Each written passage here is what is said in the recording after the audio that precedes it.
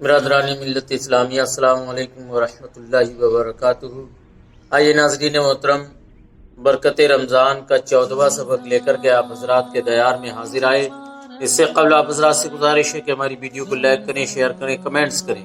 جو حضرات بھی ہمارے چینل علم کا سورج پر نئے ہیں، ہم سے گزارش ہے کہ ہمارے چینل کو سبسکرائب کر دیں۔ دیکھیے حضرات گرامی، برکت رمضان کے 14ویں سبق کا عنوان ہے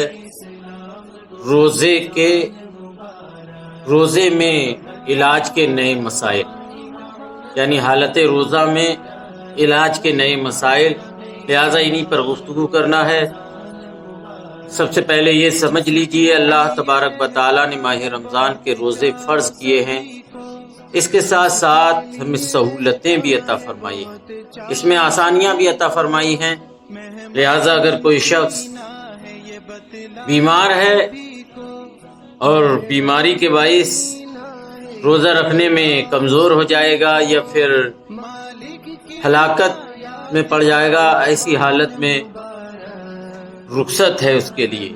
لہذا اللہ پاک نے ارشاد فرمایا، فمن شہد منکم الشہر فلیصم،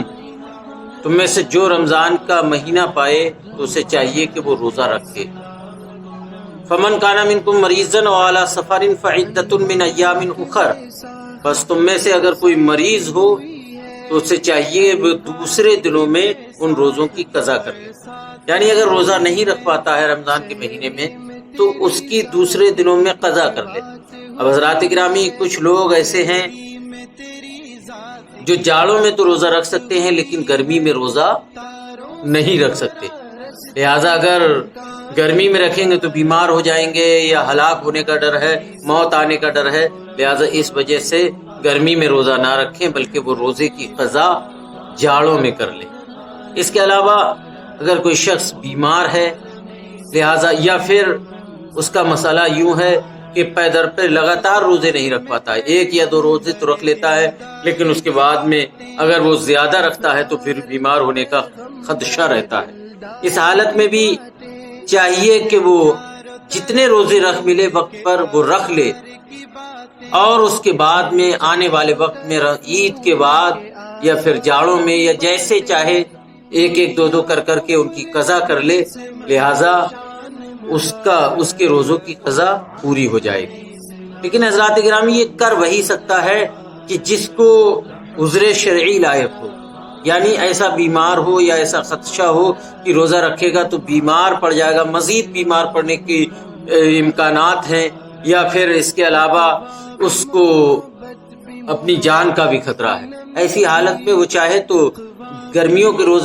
روزوں کی قضا جاڑوں میں بھی کر سکتا ہے، اور اگر لگاتار نہیں رکھ ملتے ہیں تو رمضان کے مہینے میں جو روزے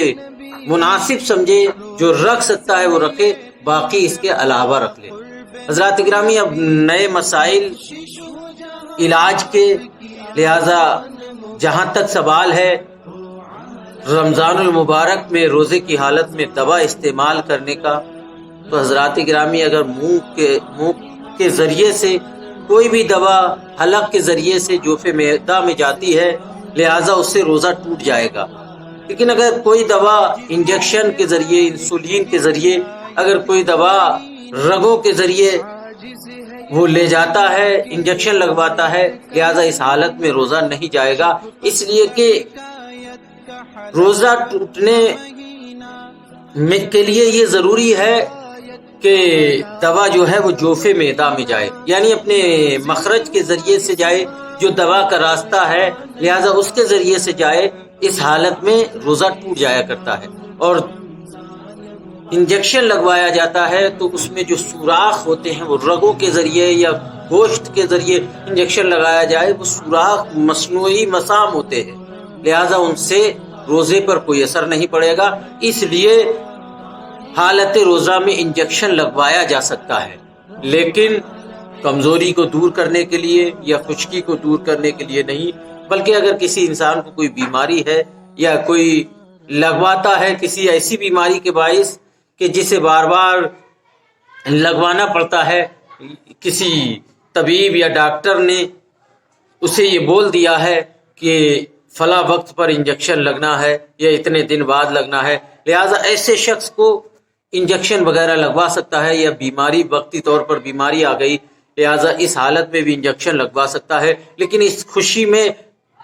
خشکی کو دور کرنے کے لیے یا کمزوری کو دور کرنے کے لیے نہیں لگوا سکتا۔ تو حضرات گرامی یہ انجیکشن کا مسئلہ ہوا۔ اگر دوا منہ کے ذریعے، چاہے وہ پینے والی ہو یا منہ کے اندر رکھ کر کے حلق میں نگلنے والی دوا ہو، کوئی بھی دوا منہ کے ذریعے استعمال نہیں کی جا سکتی۔ جو دوا دماغ اور جوف معدہ تک پہنچتی ہے لہذا اس دوا کا استعمال کرنے سے روزہ فاسد ہو جائے گا۔ دوسری چیز یہ ہے کہ ڈائلیسس یعنی خون کی صفائی کرنا، اس میں دو راستے ہیں۔ ایک تو یہ کہ رگوں کے ذریعے خون کو کھینچا جاتا ہے، اس کی جو گندگی ہے لہذا اس کی جو نجاست ہے وہ تمام دور کر کے خون واپس کر دیا جاتا ہے۔ اس حالت میں تو روزہ نہیں ٹوٹے گا، لیکن دوسرا طریقہ یہ ہے کہ ایک سوراخ کیا جائے، وہ سوراخ جسم کی موٹی تہ تک کیا جائے، لہذا اس حالت میں اس کا ذائقہ جوف معدہ تک پہنچ جائے گا، اس حالت میں روزہ ٹوٹ جائے گا۔ لہذا تو یہ مسائل ہیں، انشاءاللہ آگے بھی ہم انہی مسائل کے متعلق گفتگو کریں گے روزے میں علاج کے متعلق۔ لہذا اب اپنی بات کا اختتام کرتے ہیں۔ السلام علیکم ورحمۃ اللہ وبرکاتہ۔